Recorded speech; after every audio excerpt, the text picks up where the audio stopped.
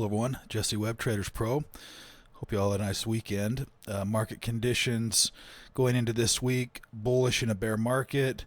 Our overall bear market trending signal is continuing to strengthen as this works its way back towards the zero line, which is going to be this crossover point right here.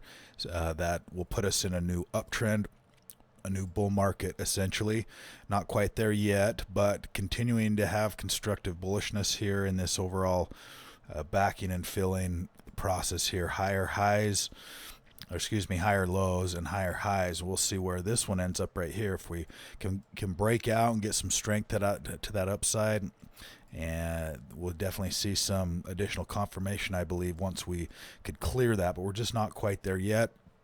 We're seeing momentum pull back a little bit, which is good. It just doesn't stay up in these upper ranges forever. So once you see one of these ticks higher like these, it's going to pull back, whether it has a significant pullback like these or whether it just pulls back enough to kind of work its way back higher again.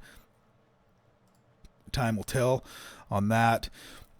Breadth indicator here kind of stuck right in the middle, which is not super positive. We'd like to see the breadth a little bit higher on this rally, but it's about halfway, which is about where the buy-sell ratio is stuck right now as well. Kind of stuck right here in the middle with half and half. And so a little bit of indecision going into this week. The next couple of weeks with consumer, with inflation numbers, with earnings season, with Fed and interest rates. Got a lot going on this week. One of the things I thought was interesting, I was looking through this muscle ETF group. Excuse me, and a couple of the leaders, you'll notice Silver's had a really nice run, looking to break out. This is the 2X ETF, Ultra Silver AGQ. So Silver's had a nice little move along with gold. But what was interesting here was CANE. This is sugar. And tell me if the Fed has sugar prices under control. if that's a part of what they're trying to do, it's not working for sugar. So we may see inflation pricing in food still continuing to move a little bit higher. That's for whatever reason, who knows. It's typically supply demand. There's just less supply, more demand, and that'll send prices higher. Just an interesting side note. I thought when it comes to some of these food commodities, in fact, I was going to go over here and go to sectors, go to commodities, and see what's been working this last month or two. So you've actually got coffee.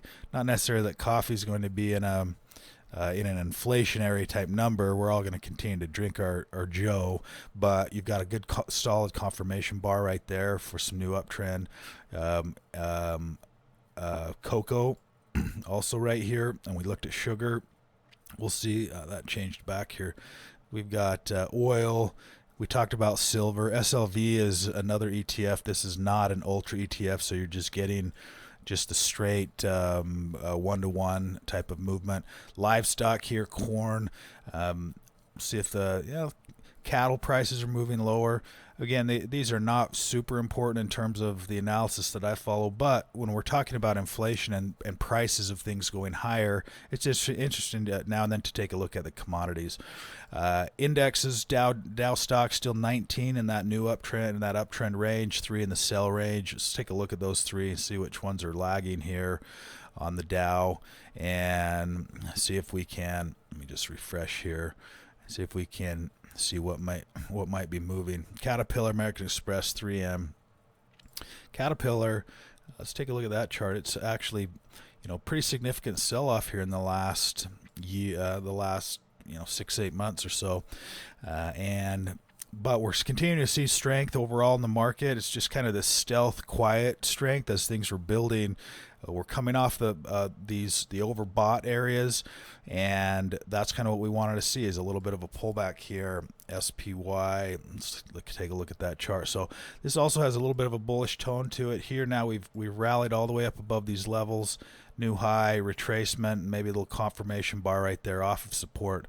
We'll see if we can break out of that overhead range. On the muscle stocks group, the new buy list, some good looking stocks in there today. There was actually a couple. One of the ones, remember I said to keep an eye on these stocks as the muscle stocks group, as they pull back. A lot of times they're the highest ranked stocks, but as they pull back out of extreme, and they still are this buy zone, they're still in the green, but they're having to pull back. Those are good opportunities to look to add into some of those winners. BMEA, also real strong stock, moving higher, having a pullback still inside that buy zone.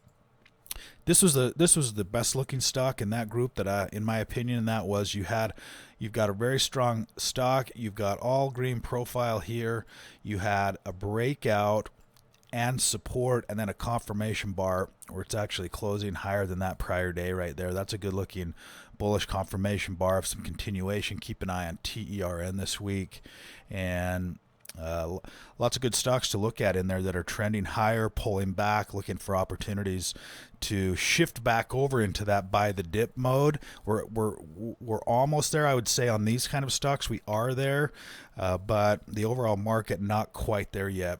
If you don't have full access to the site and software, you can sign up with the link below, and we look forward to having you. Have a great day today.